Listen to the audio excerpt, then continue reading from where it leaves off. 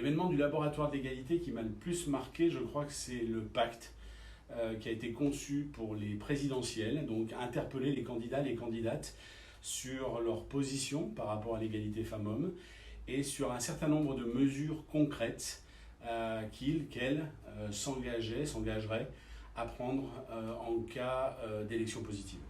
Qui m'a le plus marqué, c'est quand je suis arrivée, fin 2017, au sein du laboratoire, c'est le lancement du guide de l'égalité pour les PME-TPE.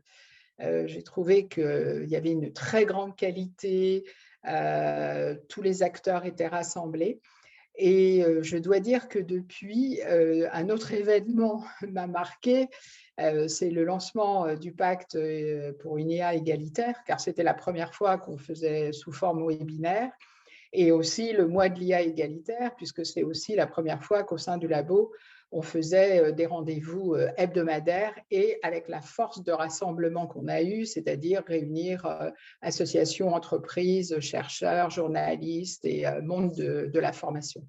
L'événement qui m'a le plus marqué cette année, c'est les 10 ans du laboratoire et le lancement du PAC 2022.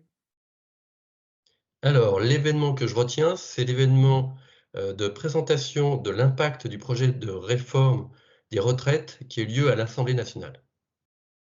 Le mois de l'IA égalitaire en juin dernier, qui a permis d'organiser des tables rondes extrêmement qualitatives avec toutes les parties prenantes.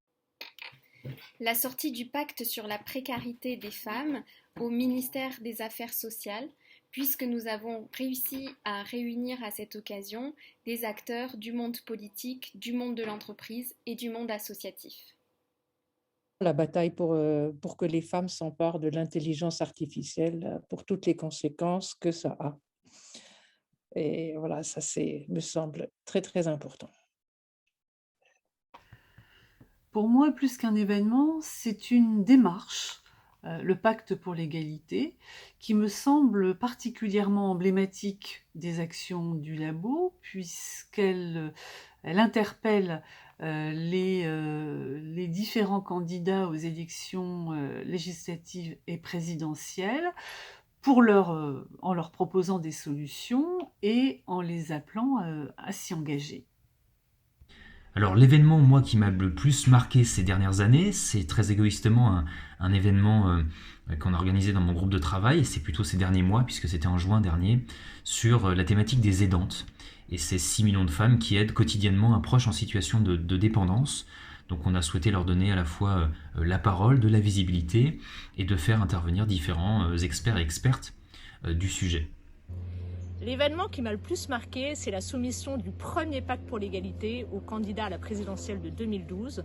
Depuis, ce pacte pour l'égalité est devenu la marque de fabrique du laboratoire de l'égalité et l'édition 2022 que vous allez découvrir prend en compte les enjeux majeurs actuels.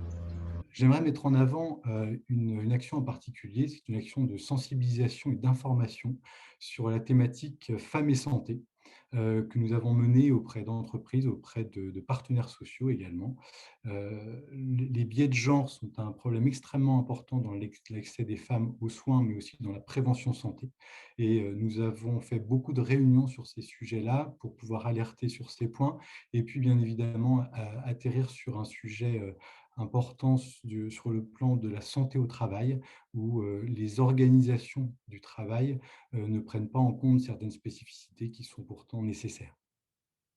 Tout ce qui a été fait autour des travaux sur l'intelligence artificielle.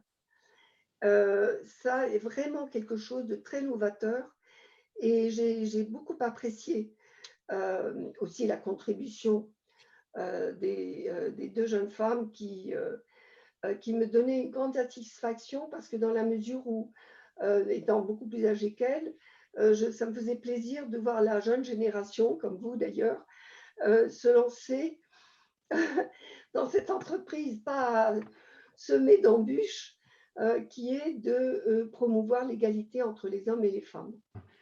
Le colloque sur la réforme des retraites, parce que j'ai eu le plaisir d'y animer une table ronde et que j'ai appris plein de choses à cette occasion, plein de choses que j'ignorais sur ce sujet précis et j'adore apprendre.